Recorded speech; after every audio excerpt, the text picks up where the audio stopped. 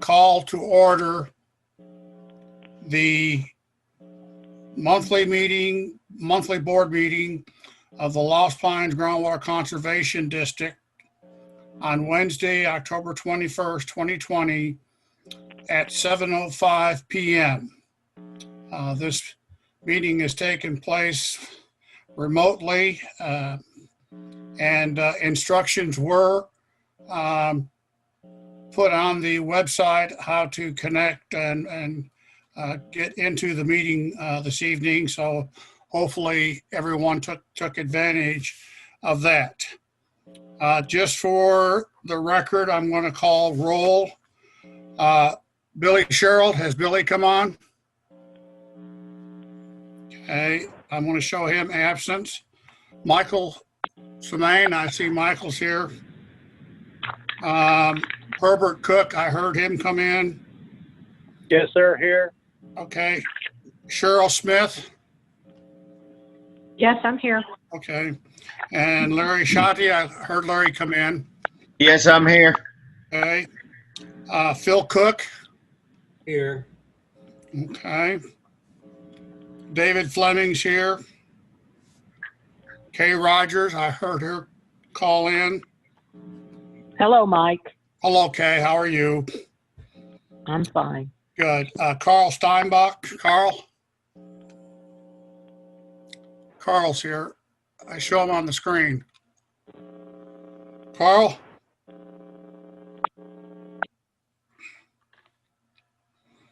And then myself. So we have 9 of our 10 directors present. We do have a quorum. And Mike, this is Natasha. Sorry to interrupt, but I'm told that Billy is on the line, but he's having problems with audio. Okay. We can't hear him.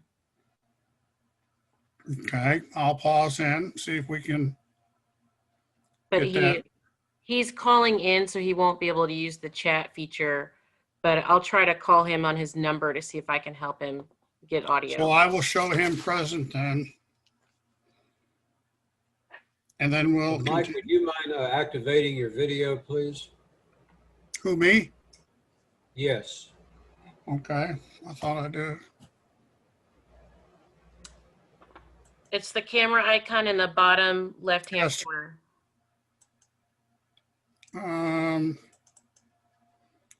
Oh, I did something wrong here.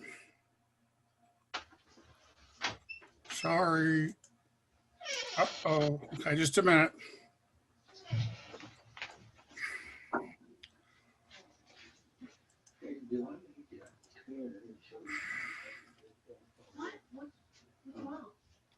Mike, I sent you a note asking you to start your video. That might help.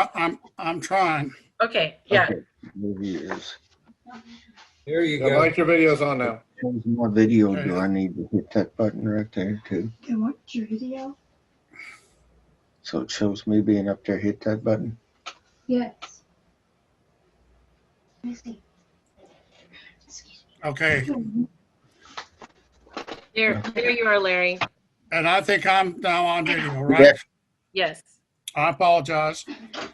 Okay, And Larry needs to mute unless he's speaking. okay, Sir? yes. Here, I was able to mute Larry. Okay. Okay. Welcome to our meeting of October 21st for those who are listening in. We have item number 3 on the agenda, public comments. There are a few people I know that have come on into the meeting. Do any of you wish to speak tonight?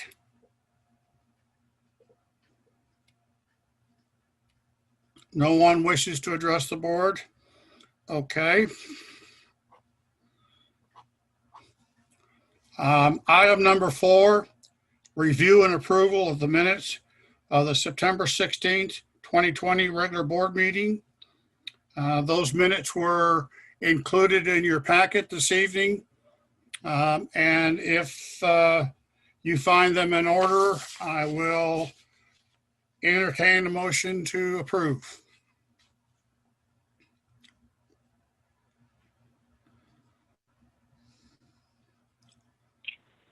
Mr. Chairman, Shamang, I so move. Okay, Mason made by Mike. Do I hear a second? Mike, I second it. Okay, Kay, thank you. We have a motion and a second to approve the minutes of our September 16th, 2020 board meeting.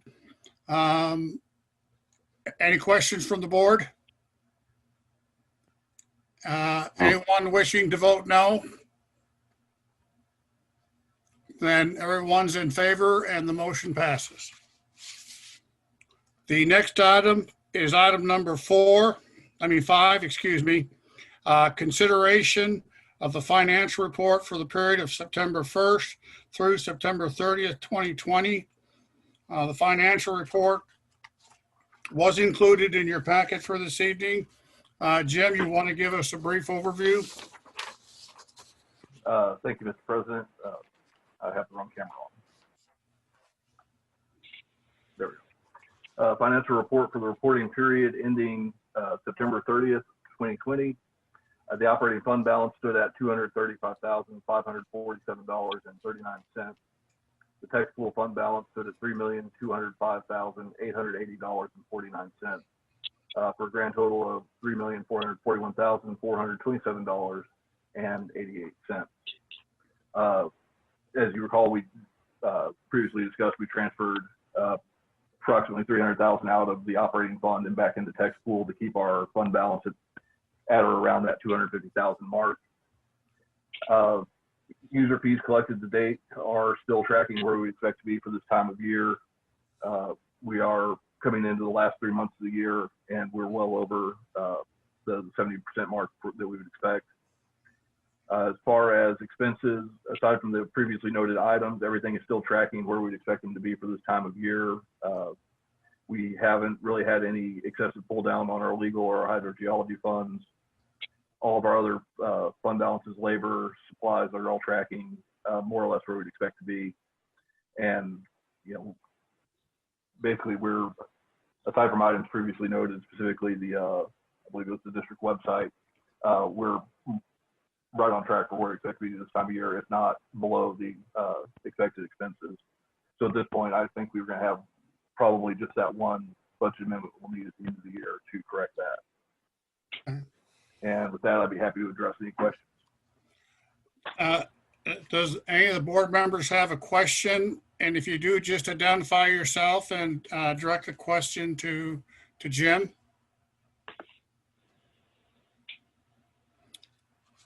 Hearing no questions, I would entertain a motion acknowledging receipt of the financial report for the period of September 1st through September 30th, 2020.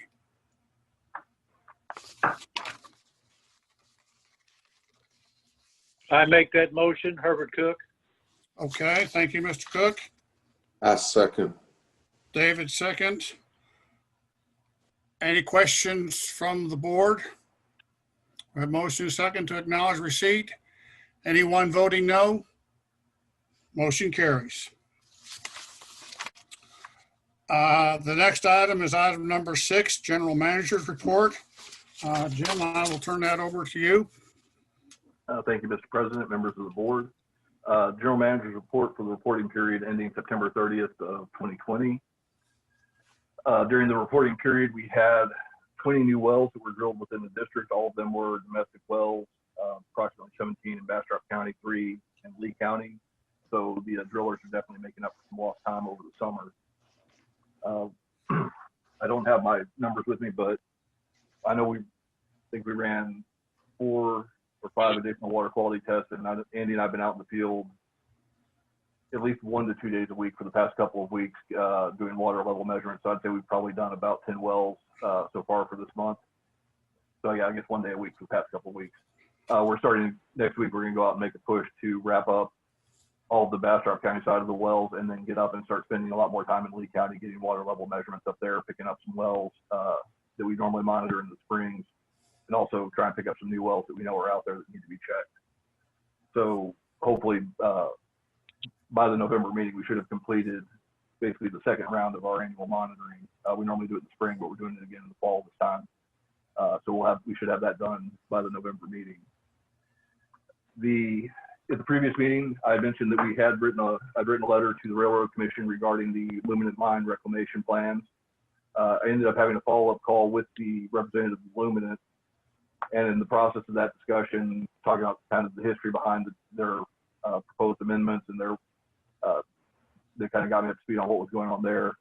But we also discussed their water quality monitoring efforts, and they have now sent over all of their water quality data they've gathered since the mine's opened.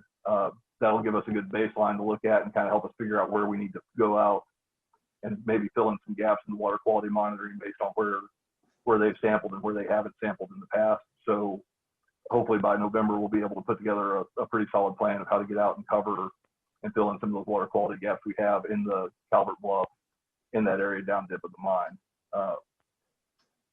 Overall, it was a pretty productive conversation. So certainly glad that they called and we were able to discuss that. I don't have my GM agenda item in front of me. I believe Yeah, you skipped one. Well registration. yes, sir. That was the 20 wells, 13, Okay. 17 in Bastrop 3 and Lee. Okay, I'm sorry. Okay, I remember. You should have received an email from Peggy this week. It's a draft resolution for the regarding the building committee. Essentially, this is a resolution that we worked up with the lawyers that lays out the kind of a division of decision making. And I would like to bring that back in November to get y'all's input on it, because it does lay out, what dollar values and what kind of time schedule I'm allowed to approve administratively as the general manager, what dollar values and what kind of time schedules require approval from the building committee. And then finally, what time schedules and what dollar values need to be brought back for the board for full approval. Given that we are giving authorization to myself and the building committee, I thought it'd be best to get the full board's input on where those cutoff lines should be. So you've got that resolution this week, and like I say, we'll come back in November and fill in the blanks and get that approved, hopefully. And to that end, we do need to have a building committee meeting. I've spoken with the architects after we got the contract signed, and I told them to start with the site evaluation work first. I wanted to give them time to get up and running on that before we started going too far down the road of design, getting into the design questions. So, but I think we're at a point now where we need to start having the first couple meetings with the committee to talk about, or between the committee and the architects, start talking about some of the basic general design principles and getting some of that groundwork laid. So I will coordinate with the architects and find some times, and we'll try and set up a Zoom meeting in the next couple of weeks for the building committee and the architects, where we can start working through that process. Okay. Additionally, being that it is the end of the year, we also need to get the budget committee together. So we'll try and reach out tomorrow, start contacting the members of the budget committee, start working on the budget for the upcoming fiscal year of 2021. Yeah. Jim and I talked about that to get that rolling. I would also encourage any of the board members who would like something to be considered for the budget to submit it to Jim in the next week or two. So if you want something considered, you have the opportunity to submit it. I think Okay. that would be very helpful. And then I think the last item on there was going to be upcoming meetings, and the only upcoming meeting that we currently have is GMA 12, which is scheduled for 10 a.m. tomorrow morning. It will be a virtual meeting. The information's on the district's calendar. If you click on the GMA meeting, there's a link in the bottom right that will link to the go-to meeting for that, for anyone who wants to participate and watch that meeting. Region G officially wrapped up its 5-year planning cycle a week ago. They took the final votes and submitted the final plan to the Water Development Board. So that regional planning process is over for now. The next meeting for them is scheduled for the end of January, I believe January 21st, but I've got some time to correct that. So take a couple months off, and then the whole thing will start over again come January. Jim, you did have a pending permit, Manville Water Supply. That would be the, so I let you know that we had received the application from Manville. We've had some back and forth with them trying to fill in some gaps. At this point in time, we have received everything that we need from them, and I believe we finished all of the processing, so we'll probably be declaring that administratively complete here before the end of the month, and we'll need to set a hearing date for that. I'm hoping that, I realize we have an agenda item to discuss the LCRA hearing, and hopefully I can get some guidance from y'all in that discussion as to how we want to handle setting the hearing for the Manville permit as well. Okay. Before we move on, do any of the directors have questions regarding items that Jim has covered on his general manager's report? Mike, it's Ken Rogers, and I do have a question. Mm-hmm. So if you're not on the building committee, would it be possible to attend the meeting anyway and just kind of get up to speed on the whole situation? I'm a little bit in the dark. Sure. Just Okay. let us know if you do, because we may have enough people, we'll have to post the meeting. That's the only thing. But that's not a problem. Well, maybe you let me know when you're meeting. We will. We will. Okay. Any other questions?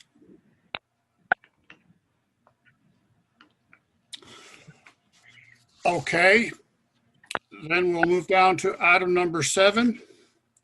Discussion of the Lost Pines Groundwater Conservation District legislation, related legislation, and/or activities occurring that affect or pertain to the district and groundwater. I believe Mr. Ellis is present tonight, so I don't know if he has any words of wisdom for us at this time. I don't know if I have words of Excuse me, wisdom. I have a Mike, report for you. This is Phil Cook. Am I unmuted? I should be. I had a couple of questions for Jim concerning his presentation. Can you all hear me? Yeah, we can hear you now. Go ahead. I'm I sorry. hate this. Yeah, I'm sorry too. Jim, concerning the proposed building site, does it look like it's going to be viable at this point? And it's just a matter of working out details on that? I haven't gotten any details back from them regarding that. Like I say, I wanted to give them a head start on it, but I know there's going to be a lot of work that goes into doing that site evaluation. But part of the reason we had selected Negrete and Kohler was because they did propose running those two concurrently, the design process and the site evaluation. But I felt like it was probably better to put just a little bit of a lag in between the two. So I don't want us to get too far down the road and find out that we can't build there. But at the same time, I also don't want us to have the site evaluation done and be straggling on getting the design work finished. I see. Thank you. Phil, you said you had a couple of questions. Is that? Damn, with all that, I forgot what the other one was. It'll come to me in maybe in item 7. Okay. Is there any other board member that has a question that got muted out? Okay, then we'll move back down to item 7. I have already stated that, and again, I will turn it to Mr. Ellis. Okay, I've got a couple things I need to report to you. First, we did submit comments to the House Natural Resources Committee following their guidelines on their formal request for information. That information, all of the information they have received has been posted online, and I will be sending out a link to Jim and Natasha so they can review those submissions and see if there's anything that causes them any kind of concern. We do not have their final report at this point, and I don't expect a final report from them until sometime either late November or December. The final report would include probably a summary of the comments that they received and any recommendations for legislation for the next legislative session. So we'll have to see what happens with that. And I'll provide you my comments on where, if I think we need to comment to individual committee members about some of the comments they received, then I'll let you know that. The only one so far that gives me any kind of concern is a comment from the Lone Star Groundwater Conservation District, where they suggested that to streamline development of brackish groundwater supplies, those permits should be issued by the Water Development Board instead of issued by individual districts. if that brackish groundwater supply is in a completely isolated formation that has no impact on any freshwater supplies anywhere, I likely wouldn't have an issue with that. We could recommend going along with that, although I'm not crazy about it. But because almost all the brackish supplies are in lower parts of existing aquifers, such as the very lower part of the Parise-Wilcox, and that pumping will likely impact the availability of water in the freshwater zones, I think it's vital that groundwater conservation districts remain involved in that process. So that's the only comment I've seen so far that really causes me to real break. I haven't completely gone through all of the comments that have been received yet, so I expect there'll be a few more things that give me some heartburn. The other item I want to mention to you is that the Texas Water Conservation Association's Groundwater Committee is active again this session. During the interim, they usually meet to see if there are any bills where we can reach a consensus amongst the various water interests to promote as something we can fix or make more efficient in Chapter 36. There are 4 right now under consideration, one of which has already been kind of kicked to next session, and that's the issue of groundwater waste. Because of the issues raised with LCRA permit, which you all will be hearing about during the final hearing, the group decided that they would not promote any changes to the existing law regarding the definition of waste.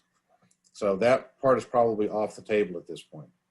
The other issues that are being considered is an interesting one. If there's a permit decision made by a board of directors, a groundwater conservation district, there's a deadline of 20 days to file a motion for rehearing, and I believe it's 60 days to file a suit appealing that decision after you have exhausted all of your administrative remedies. The proposal is to add a similar deadline for challenging other decisions made by a board of directors. And of course, what they're really looking at is trying to find a way to get that same protection for other permit decisions that did not go through a contested case hearing process. So where you have a third party who did not protest the application and the applicant didn't protest anything, and so there was no contested case hearing, there's no opportunity then for requesting findings and conclusions or pursuing an administrative review of that by that third party. Their only choice would be to perhaps file a motion for a hearing. Certainly they could file a lawsuit. An argument has been made, and there was already made an attempt in one district, in the Brazos Valley Groundwater Conservation District, to contest a permit that had been issued 10 years earlier, or 8 years earlier. So in order to try and prevent that type of thing from happening, we're talking about adding a provision to Chapter 36 that would create, if you will, a statute of limitations on challenging groundwater conservation district decisions, rules, or orders. So I think that that's probably going to be very beneficial to districts. I want to make sure that that doesn't end up with some sort of unconstitutional provision. And we're working on the exact wording of what that would look like. But I think we're going to reach a consensus on that. It looks like we will, at least in the committee that's working on it. We'll have to see what the full WCA committee thinks about that when they receive the subcommittee's report. There's another provision dealing with petitioning a district for rulemaking. This was a bill that was filed by Representative Chip Harris last session.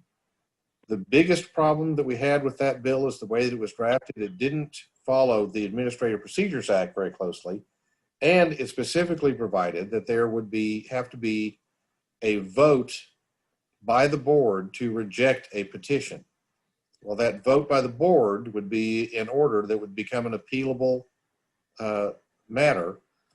The Farm Bureau has said that they do not want to have that be an appealable order. So we're working on the wording to try and track the Administrative Procedures Act more closely, and to make sure that if a board simply decides not to take action on a petition that they received, that doesn't become something they can be sued over. If it is, there's the possibility of people filing petitions every single month and taking up all of your time and effort and then suing you over a decision not to follow through on whatever their petition was. So I think people can already file a petition. I mean, anybody who wants to can file a petition to ask for a rulemaking already. There's not a formal process in the code for that. It probably wouldn't hurt to have a formal process in the code. We just want to make sure it's not something where they can demand your attention and demand action from the board by filing a petition. Then the last one is on a permit notice provision. And this deals with those districts that have spacing limitations that are well to well, with the idea being if my well is of a certain size, it has to be at least 500 feet from another well, but that's only 300 feet from my property line, then when I put that well in, I've essentially moved that spacing limitation 200 feet onto my neighbor's property, which could affect that neighbor to drill a well. So while my recommendation, my preference is on spacing limitations, that they be from the well to the property line. And if you need to, because of the size of your property or shape of your property, you need to do something that the spacing would go beyond your property line, you ought to have to go get permission from your neighbor to be able to do that, to make sure that what you're doing on your property is not interfering with what your neighbor wants to do on their property. Doing it that way solves the problem. However, there are a number of districts out there that prefer to have well-to-well spacing limitations, and they don't want to try and force everybody's well to the center of their properties. So in order for them to keep that, the Farm Bureau is suggesting that when your spacing is going to encroach onto a neighbor's property in a way that potentially limits their ability to drill a well or to produce a certain amount of water, you have to give them notice of that before you drill the well and before the permit is issued. I think that's a good change. I think that's important. We just need to find a way to make sure we do it so that it doesn't, for example, require, if I'm going to put in a well and I happen to be next to a 1,000 home subdivision, that I'm not somehow having to provide certified mail notice to 1,000 people in order to get my permit. So we're working around those issues again in another subcommittee. And then finally, the last subcommittee deals with when a DFC is declared unreasonable, what happens? This last go around of planning, the Lone Star Groundwater Conservation District had their DFC challenged. Before it went to a contested case hearing process, the district and the protestants agreed that because the board had changed its policy on how much groundwater could be produced, that the DFC, the desired future condition adopted for that district, was no longer reasonable. So they agreed to that. They kicked that back to the GMA. The GMA said, we're already 2 years into the next round of planning. So we have to go through the exact same process to readopt or change the 2016 numbers. So we're not going to bother to do that. We're going to consider this as part of our next round of planning for 2021. We really can't get a new DFC adopted before 2021 anyway, so it's kind of ludicrous to deal with it on a basis of what the 2016 number is. And that's all fine, but that did put Lone Star Groundwater Conservation District in a bind because they didn't know what they should have kept in their management plan. So they had to do a management plan update. And when they did that update, they did not include a desired future condition, and their plan was rejected by the Water Development Board as being incomplete. Now, that went to a petition process and to mediation. In mediation, they worked out exactly what they wanted to have happen, and Lone Star was able to use the 2010 number as part of their management plan, so that information was included in their management plan, without having to address exactly how they're going to achieve the 2010 number, which was actually more severe than the 2016 number. So they were able to get their management plan approved, but there's nothing in the statute that says what DFC is active if a DFC is declared to be unreasonable. So that committee is looking at how to address that. Should there be no DFC? Should it go back to the prior DFC? Make that absolutely clear. I will personally be recommending to that committee that it consider moving that process from an appeal of the existing desired future condition, which is only in place for 5 years, to a petition process that would require a GMA to look at a specific proposed desired future condition during its next round of planning. And that would have to go to the Water Development Board for review and analysis and a report from the Water Development Board. It would open up the door to a potential contested case hearing in front of the State Office of Administrative Hearings. So basically the same process as the appeal, except it would be applied forward, not backward. We wouldn't be invalidating the prior desired future condition. We would be requiring a GMA to consider a future desired future condition. And so I hope the committee will look at that, and if we can reach a consensus on that process, maybe we can get out from under this this appeal petition process. So that's the end of my report. I don't recall if we talked about this shortly after it happened, but your local state representative, John Cyrier, has been made chairman of the Texas Sunset Commission. He was appointed into that position by Speaker Bonin, and he will serve on in that position through the next legislative session. And that's a very, very powerful position. That's the commission that reviews every state agency that comes up for sunset review to determine whether or not that agency should be continued. And if it is continued, what, if any, changes should be made to its enabling legislation. And I think that Representative Syria has very definitely moved up very quickly during his tenure in the legislature and is now chairman of the Sunset Commission. I'll be happy to answer any questions you all have about the legislative matters. Is there any questions from any of the board members regarding Mr. Ellis's update? If you do, just please identify yourself and the question that you have. Okay, then hearing no questions, I will move down to item number 8. Consideration of conference meetings and educational opportunities. The board members desire to attend. Mike, I have some. Mike, this is Phil Cook. I have under that item 7, I do have some stuff about activities occurring that affect or pertain. Could I kind of get into that? Okay, what's the nature of your question again, Phil? Regarding the legislative update, I just want to make sure. Well, under item 7, under the rubric of activities occurring that affect or pertain to the district and groundwater, I had some things I'd like to bring up under that rubric. Okay. And I'll go ahead and we'll see how far we can go. And if we need to, we can repost it for a specific item at the next meeting. Go ahead. Okay, thank you. Jim and perhaps Andy,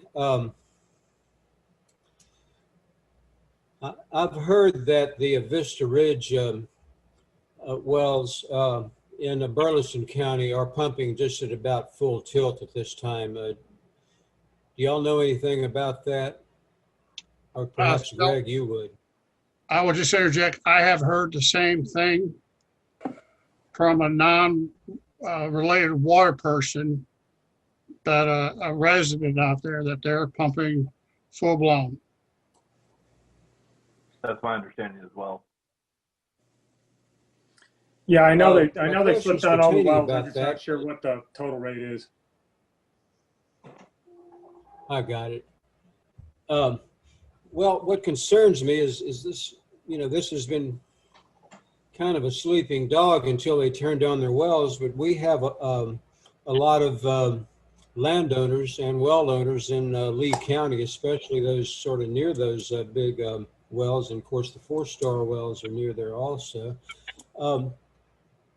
Do we have, or do we plan to do, or does the Post Oak Savannah have any monitoring wells in Lee County that would track, you know, the drawdowns and stuff like that in the Lee County domestic wells? Could I add a question onto that, Phil? Sure. Along that line of thinking, wouldn't that have to be taken as part of the desired future conditions? And I would think that they would have to have some level of monitoring in Lee County. If I understand. Well, yeah, Go ahead. that's kind of where I'm going with this too, Mike. So thank you for that. So the question is, or one of the questions I have is, does either Post Oak Savannah or Lost Pines have any monitoring wells in Lee County that would monitor Vista Ridge pumping? We have Simsboro and Carrizo wells that are located up in that corner of Lee County that'll pick up that drawdown. Yes, sir. I'm sorry, I couldn't quite hear you, Jim. Yes, sir. We have Simsboro and Carrizo wells up in that corner of Lee County that can pick that up. But what about the other formations, you know, in the Carrizo Wilcox that are near the Vista Ridge? So the Hooper, the Hooper in that part of Lee County is entirely too deep. There aren't any wells completed there. We do have Calvert Bluff as well, but like I was focusing on the formations they were producing from. But we have wells, 1 or 2 up in that part of the world for each of those formations, I believe. Along Phil's questioning, I'm going to ask maybe a little different. Do you feel comfortable that we have the level of monitoring wells that would notify us based upon their pumpage that something's going awry? I mean, we can always use more wells, and like I said in the past, it's not necessarily a question of numbers as it is so much as it is location. But you know, we are adding wells as we go through this process to find, you know, wells that are in suitable locations that will give us data that we can use. Unfortunately, though, you know, right now these drawdowns are coming from Post Oak Savannah, so we can monitor it, we can keep track of it, but we don't have a whole lot of a handle on it in terms of, you know, the desired future conditions. That's going to be, if we were approaching this, if our pumping stayed the same, if we approach the desired future conditions, the cutbacks would have to come from Post Oak Savannah at this point. And I recognize that. My concern is I just don't want to be in a position of, well, if you all would have done some more testing, because I think I heard pretty much across the board here tonight that they're at full throttle, and it would seem like the better data that we have to prove a negative impact, the better off we might have in getting a recourse of action. That's just my thought. Yes, sir. And like I said, we're going to be back out in the field hopefully next week and focusing entirely on the Lee County monitoring wells that we check, and trying to pick up some new ones that we know that are in the area that will give us some good data and get those looped in. So, you know, we are building that out. But like I say, it's not necessarily just a small number. It's locations. It's really the important part for us. Okay, all I'll say is we certainly have the financial ability to do it. And I would just hate for us not to overlook the importance of that. And I think it would be money well spent if we needed to. Yes, sir. You know, I was thinking about that, Jim, coming into the budget cycle. How to, you know, if we need additional money in the budget for those items, I agree with Mike. I think we need a very comprehensive set of monitoring wells so that we know what's going on. with the Vista Ridge and how it affects the landowners in our district and especially Lee County. Yes, sir. And So part of the budget process. if I'm going to submit something, go ahead, Mr. Cook. yeah, if I'm going to submit, do I need to submit something, or better yet, could you draw something up, or if I'm going to do it, what form should that take so that it's just a memo to the, so that it makes sense? what I would say, Phil, is just type up a memo to the budget committee and just a summary of what you would like to be considered and why. And I don't think it needs to be a dissertation. I think what we've discussed here, 3 or 4 paragraphs, will cover what I think we're talking about. I'm certainly going to be pushing for something of this nature. Oh, and thank you, Mike. Go ahead, Mr. Cook.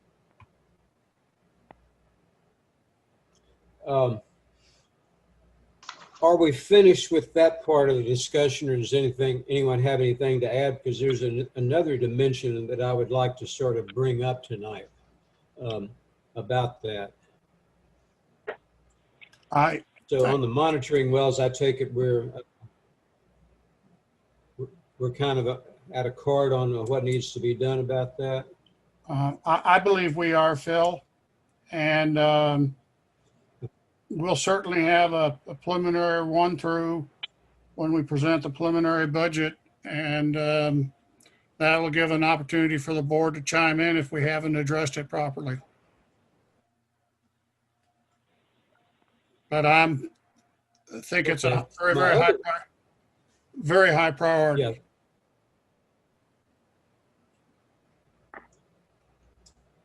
Thank you, Mike. Do I sound to y'all like I'm as drunk as Mike and Jim sound, or am I coming through okay? You're coming. I hope I don't sound they're drunk. coming to me pretty slurred. Oh, I apologize if I'm coming across drunk. Now you get. No, I mean, I think it's our connection. Our speech is slurred, and I just wanted to make sure I was making sense. As You y'all are. heard me. Okay, thank you. I'm understanding you very clearly, Phil. Thank you. My other concern is these wells are permitted by Post Oak Savannah, yet it's a lot of landowners in Lee County in our district that stand to be affected by it. If they start seeing drawdowns in their wells, what recourse do they have? If they go to Post Oak Savannah, they'd probably be told, well, you're not in our district.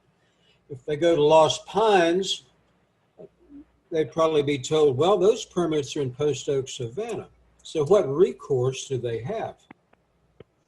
I'm going to have to refer that to our board attorney or to either Natasha or Mr. Ellis, because I believe that's a good question, but that is the legal question from my perspective.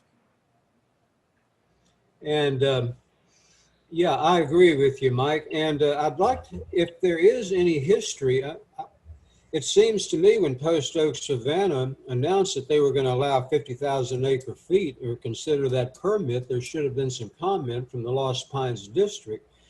I don't know if there was or not, officially or unofficially, or what if anything was done about that.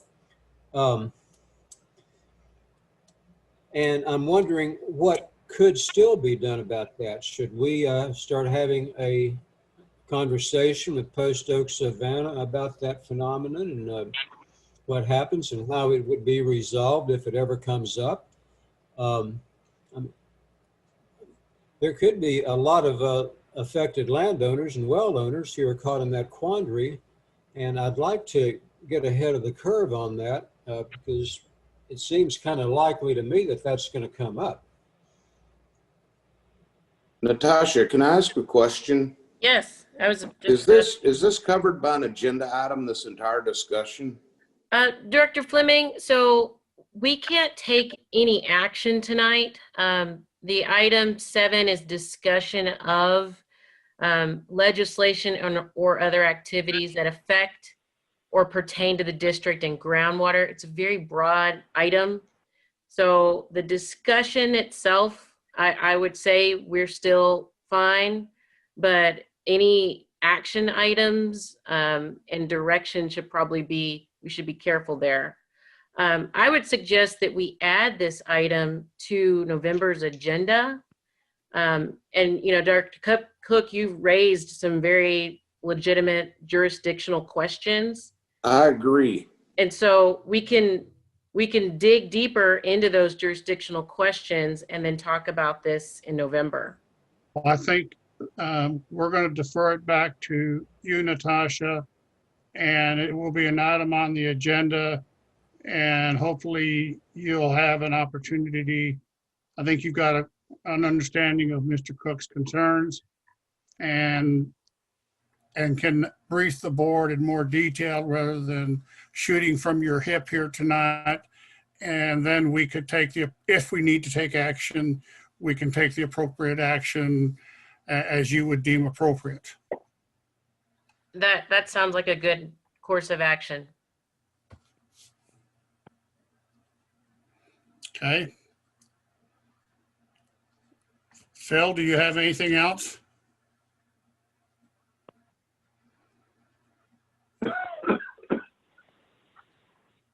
Natasha, would it be helpful if I emailed you, some of my concerns so you would know how to frame?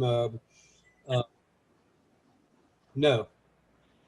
Director Cook, I'd welcome any of your thoughts that you want to add to our review. That'd be fine.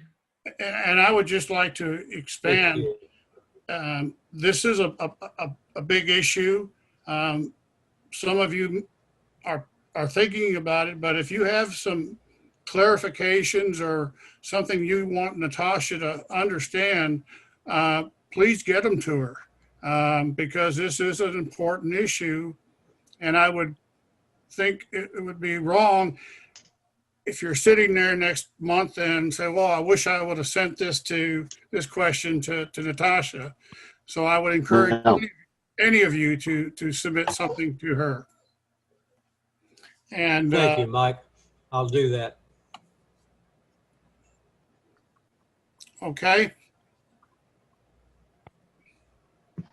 Anything else on item number 7? Yes. No, thank you. Okay. Does any of the other board members have any questions? Okay, then back down to number 8. And Greg can probably give the Pacific date, but I know they have announced the date for the Texas Water Law Seminar for next year. I think it's the end of January, I believe. It will be, as I understand the email that I got, it'll be a virtual seminar this year, not a meeting, but I may be wrong. It was just a real blurb I got across my mail. I know there are actually several different water law seminars coming up. The big one is the State Bar's Changing Face of Water Law. That will be the second week of February. That usually is held at the Hyatt Hill Country Resort outside San Antonio. This year it will be held virtually. I am co-chairing that planning committee, and we are working on finalizing all of the speakers for that. It's looking to be a very interesting and I think very topical conference for anybody who wants to attend. I believe there will also be one from the Texas Water Resources Institute. And I think in January, they'll be holding the one from the Texas Water Conservation Association. That may be the one you're talking about at the end of January, Mike. Okay, well, I was referring to the water law seminar because that's the one I go to every year. And I may just have the date wrong, Greg. But okay. That's the one I like to go to because it's a very well organized and with good speakers, good information, backup materials. And I'm just bringing it up now because I would like to encourage as many board members that could probably make it available to attend to try to do so. I think that's a great idea, and that will be held virtually. It's going to be the second week of February. the brochure should be coming out in just a few weeks. Okay. All right. Just one other item considering agenda, calendar, and events. Just a reminder, we're good. It falls on the third Wednesday this month and does not conflict next month and does not conflict with Thanksgiving. So our board meeting will be on the third Wednesday of November, which is the 18th. And just a reminder, the 11th is Veterans Day and the office will be closed on the 11th. And Thanksgiving is the 26th, 27th, and the office will be closed as well. With that, I will move down to item number 10. Consideration and possible action on scheduling the final hearing, which may be continued for the application of the Lower Colorado River Authority for operating permits and transfer permits for 8 wells in Bastrop County. SOA docket number 952-19-0705, State Office of Administrative Hearings. There will be no final hearing presentations from the parties or final action by the board on these applications at this meeting. Natasha, you or Greg want to kick this off for what we're confronted with and what our thoughts are? I'm gonna, I guess, kind of pitch it to Greg because Greg has been in communication with the parties.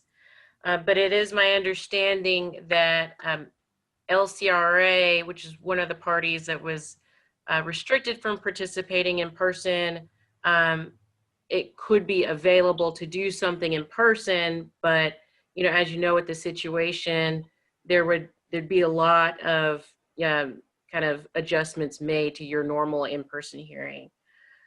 So if Greg wants to go over what that might look like, I think that'd be a good start.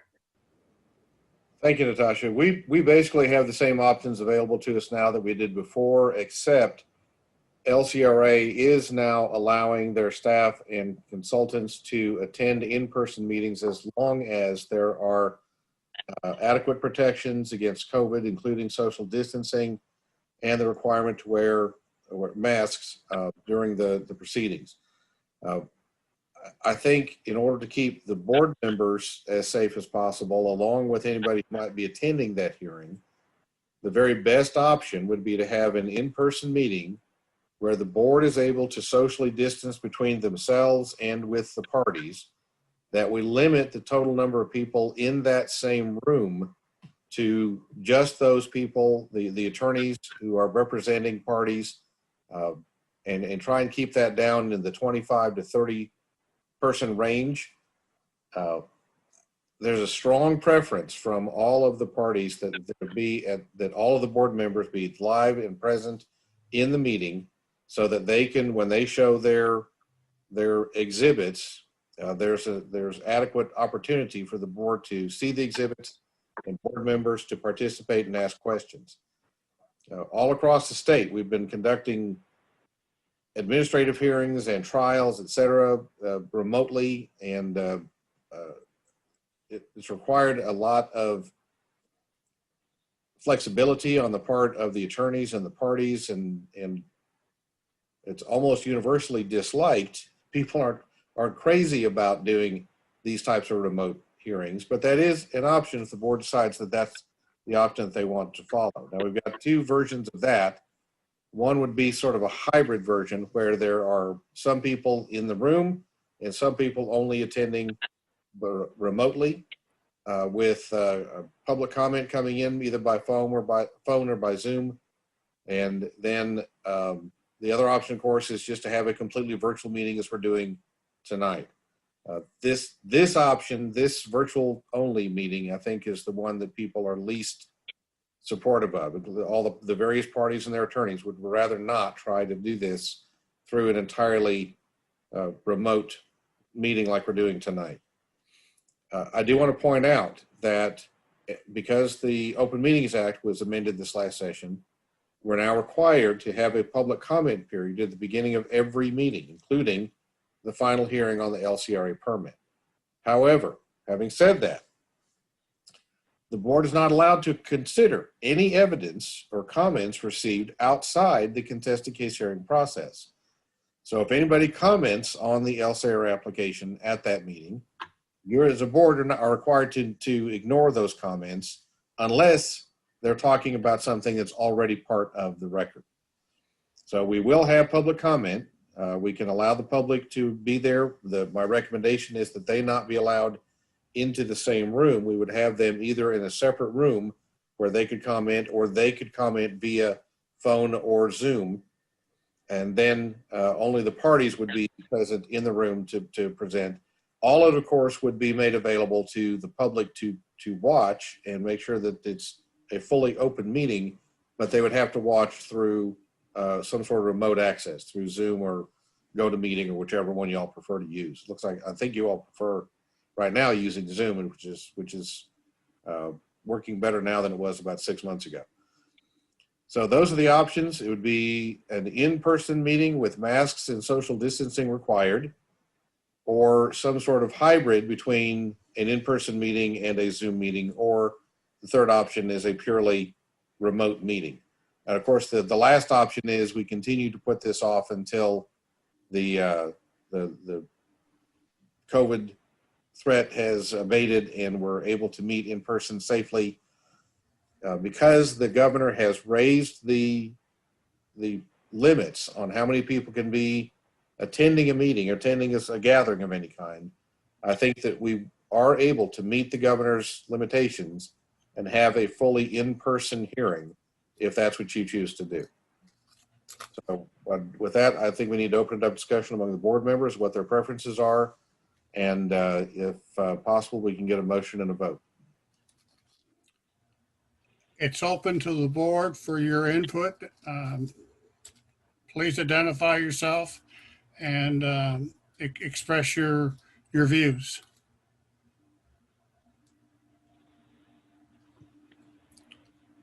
Well, I guess I'll kick it off. I still have considerable reservations regarding the current status of COVID. As of recent, we're seeing an increase in numbers again. I don't know what that means. If we go with the in-person meeting, I think we're going to have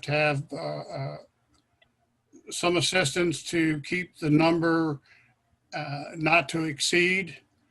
And if someone fails to follow the guidelines of proper procedures to follow during the meeting, they're just automatically excused. We don't need to be spending our time monitoring we should have somebody in the room doing that for us. Secondly, I feel like that there's going to be people from the public that will want to view the proceedings. If, for say, we were to hold the meeting at the convention center, does that mean we open the big hall up and let the general public that wants to listen to it from a video screen watch it? That's something the board needs to consider. But again, a proper protocol will need to be followed for the COVID situation. So I'd like to get this behind us, but I have mixed emotions. Mr. Chairman, Mike Samang, am I on? Yes, you are. Yeah, I kind of like Greg's last option. Just put the damn thing off until COVID is over. I don't have a problem with that. Or at least to a point where we have a good comfort level that gathering will not spread the COVID virus, you know. Well, comfort level is such a wide range. Yeah, You know, our president has a comfort level with no protection whatsoever. I understand. So I don't know how you would define comfort level. Well, and I'm just, This the this only is way Cheryl. go ahead, I'm sorry. I'm sorry. No, I was I'm just going to sorry. say, the only way we would know for sure is if they have a vaccine and we all can be vaccinated. But yeah, then that gets it over with. So that's Yeah. fine with me. I just wanted to define that, Mike. Yeah, this is Cheryl. I agree with Mike because I don't personally know what the health status is of each and individual board member. But people that are immunocompromised don't need to have any risk to exposure whatsoever. And I understand the attorneys wish, to present their evidence in person. I get that. But I would feel more comfortable waiting as well. Just my 2 cents. Well, I'm open to a motion. Well, I suggested it, so I'll make the motion. Semaine. Okay, Mr. Director Semaine moves that we postpone the meeting until the COVID situation has been resolved. I'll second it. Mr. Chairman, may I recommend that we, because we're not really going to be sure what it means to say when COVID's resolved, may I recommend that we postpone this decision to the December board meeting and we'll see where things are then? Yeah. Okay, we'll just, okay, if Mike, if you'll amend that. That's fine. That's fine, Councilman. We can sure do that. Okay. Mr. Chairman. Then the motion is to postpone any decision until our December board meeting, at which time we'll get a further update on the status of COVID in Texas. Do I hear a second? Billy? I'll second it. Okay, and that's been seconded by Yes, sir. Earl. Any questions from the board? All those in favor? Aye. Aye. Okay. I thank you all tonight. Mr. Talbot, Yes, I want the record to show that I have recused myself from this item. okay. Thank you, David. Yeah, I think we have several we need to have on the record that were recused. I'm not sure which ones they are. Phil, I think you're one. No, it's Mike That's is Hey Rogers, I'm recused from this. Okay, and who else? That's two. I thought we had three. Director Cook, I think. Director Cook is a party. Yeah, I'm in sorry. litigation. I'm Phil Cook, and I'm recused from this Okay. also. Just let Thank the minutes reflect that. But the Yes. motion still carries. With that, I want to thank everyone. This continues to be a learning experience conducting these meetings by Zoom. I think we're getting better, and I truly do appreciate everyone's presence, and I thank everyone for being here tonight. And with that being said, the meeting is adjourned at 8:08 p.m.